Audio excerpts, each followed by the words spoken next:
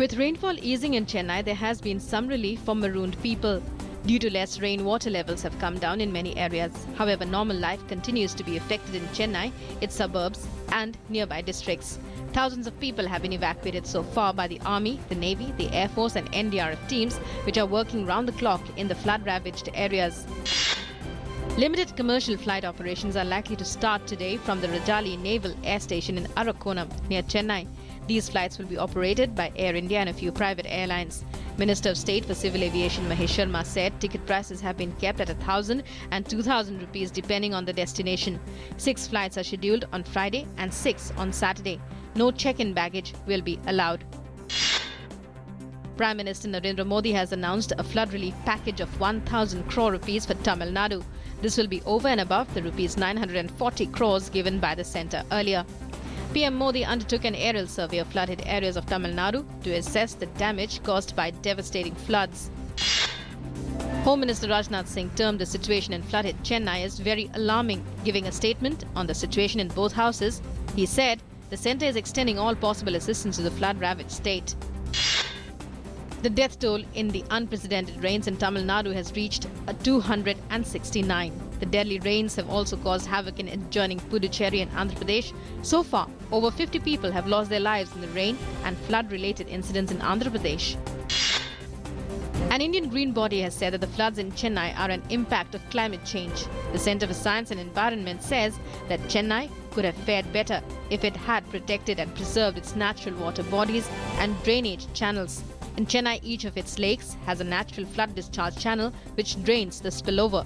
But construction over many of these water bodies has blocked the smooth flow of water.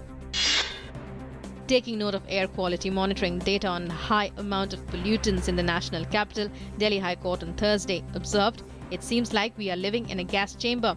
A High Court bench observed the centre and Delhi government's action plans on air pollution were not in action because people were not following the rules. The court directed the Delhi government to ensure zero tolerance for violation of rules. The centre has informed the Supreme Court that the army cannot be held responsible for alleged encounters in Manipur as it was discharging its sovereign function to defend the nation from external aggression.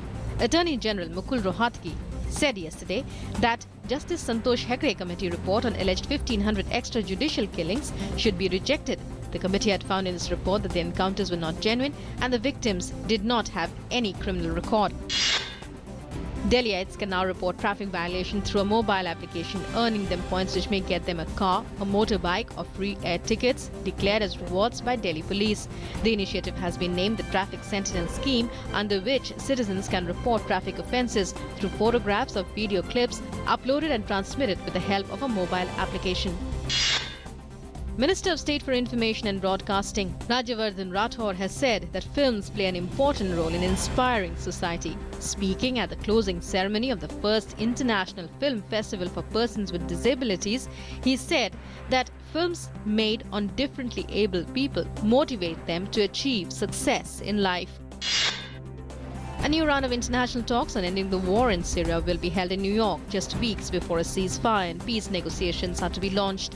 Though the dates are not yet finalized, UN Secretary General Ban Ki-moon has said it was likely to be held in mid-December.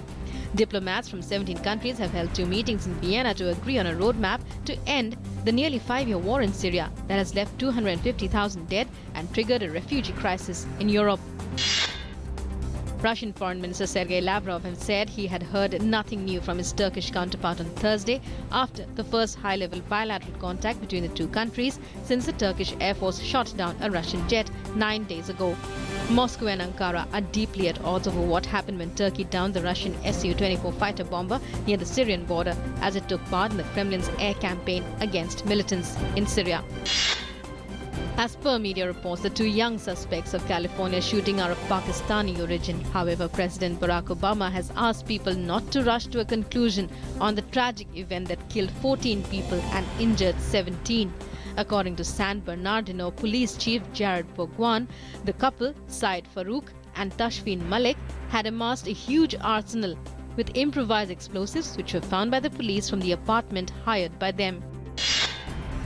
The Indian team stormed into the semi-finals of the Hockey World League as they beat table-toppers England 2-1 in a jam-packed Sardar Vallabhbhai Patel Stadium in Raipur. India will now face Belgium in the semi-finals. The Indian innings is in shambles against South Africa in the fourth and final test being played at Delhi. The score 231 for the loss of 7 wickets at stumps on day 1. Ajinkya Rahane still at the crease with a fighting half-century. The hosts have already clinched the series after securing wins at Mohali and Nagpur.